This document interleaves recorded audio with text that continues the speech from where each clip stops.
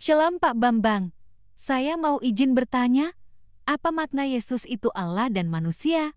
Mohon pencerahannya. Ya, Shalom Alaikum ya. Salam sejahtera untuk saudara-saudara dalam Kristus. Jadi sebetulnya iman kita tentang Yesus itu clear ya, karena itu sudah berjalan selama 20 abad sejak gereja mula-mula pada zaman Alkitab, kemudian pada zaman murid-murid yang nulis Alkitab, artinya murid-murid para rasul, sampai konsili-konsili gereja awal ketika gereja menghadapi ajaran-ajaran bidat. Itu sudah clear. Jadi intinya iman Kristen meyakini berdasarkan ajaran para rasul, ya tentu yang ini jelas sekali bahwa Kristus itu sepenuhnya Allah sebagai firman dari Tuhan sendiri. Dan yang kedua sepenuhnya manusia ketika Kristus itu datang ke dunia dikandung oleh Bunda Maria. Dan dalam hal ini maka iman kita mengajarkan bahwa Kristus sepenuhnya sebagai Allah itu tidak merujuk kepada kemanusiaannya yang kelihatan, tetapi kepada firman Allah yang sudah ada sebelum segala sesuatunya ada, sesuai dengan apa yang disebutkan dalam Injil Yohanes pasal 1 ayat 1. Pada mulanya adalah firman, dan firman itu bersama-sama dengan Allah, dan firman itu adalah Allah. Nah, siapa firman yang bersama-sama dengan Allah ini? Apa perannya? Ayat 3 menjelaskan segala sesuatu dijadikan oleh Dia. Tentu dijadikan oleh Yesus sebagai firman yang kekal tadi, bukan dijadikan oleh kemanusiaan Yesus. Ya, dan tanpa Dia, tanpa firman Allah itu, tidak ada sesuatu pun yang jadi dari segala yang telah dijadikan. Nah, itulah yang di dalam bahasa teologi disebut praeksistensi putra Allah. Jadi Yesus sudah ada sebelum segala sesuatu ada, karena Dia firman Allah. Allah menciptakan dengan firman-Nya, dan tidak mungkin kalau firman itu ada kemudian setelah Allah. Nah, sebetulnya disebut firman di sini bukan sekedar kata-kata verbal, ya. Firman di sini sebetulnya bahasa aslinya itu logos. Logos itulah yang menjadi bahasa kita logik, logikos, logika. Jadi firman itu sesungguhnya adalah kemahasabdaan Tuhan.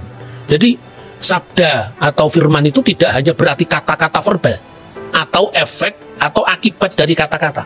Kalau akibat dari kata-kata ya alam semesta ini, langit, bumi, laut seisinya ini kan diciptakan oleh firman Allah. Jadilah terang, maka terang itu jadi. Jadi itu efek dari firman tadi. Tetapi Yesus itu firman itu sendiri. Nah, jadi dengan demikian tidak mungkin kalau firman Allah itu tidak kekal. Karena kalau firman Allah tidak kekal, berarti ada waktu di mana Allah sebagai the existent, sebagai wujud, sudah ada firman-Nya. Belum ada, berarti kan pernah ada waktu di mana Allah tidak punya firman, dan itu tidak masuk akal kan. Nah, ketika firman itu menjadi manusia, Dia dikandung oleh perawan Maria tanpa campur tangan seorang laki-laki. Artinya bahwa Yesus itu sepenuhnya manusia. Jadi jangan orang salah paham, oh, Tuhan kok lapar, Tuhan kok haus, Tuhan kok dicobai. Yang dicobai, yang haus, bahkan yang mati, itu bukan keilahiannya. Maka dalam Alkitab disebutkan sangat jelas sekali, Dia yang dibunuh dalam keadaannya sebagai manusia. Karena firman sendiri benar-benar menjadi manusia, bukan setengah manusia. Firman itu telah menjadi manusia dan tinggal di antara kita, dan kita telah melihat kemuliaannya, yaitu kemuliaan yang diberikan kepadanya sebagai anak tunggal Bapa, penuh kasih karunia dan kebenaran. Ini saya kira clear sekali. Maka ketika gereja menghadapi ajaran sesat Arius, ya, ketika gereja menghadapi ajaran sesat Arius yang mengatakan bahwa pernah ada waktu di mana anak Allah itu tidak ada, gereja langsung berkumpul. Nah, waktu itu kan belum ada perpecahan, ya, gereja itu masih tahun berapa, Pak? Tahun 325. Jadi waktu itu belum ada aliran-aliran gereja, belum ada perpecahan gereja, karena perpecahan gereja itu baru terjadi tahun 451. Jadi waktu itu yang namanya gereja itu ya semua gereja Katolik dan semua gereja Ortodok. Artinya apa? Bukan Katolik sebagai institusi yang sekarang ini berpisah dengan gereja Ortodok, atau Ortodok yang berpisah dengan Katolik, tidak.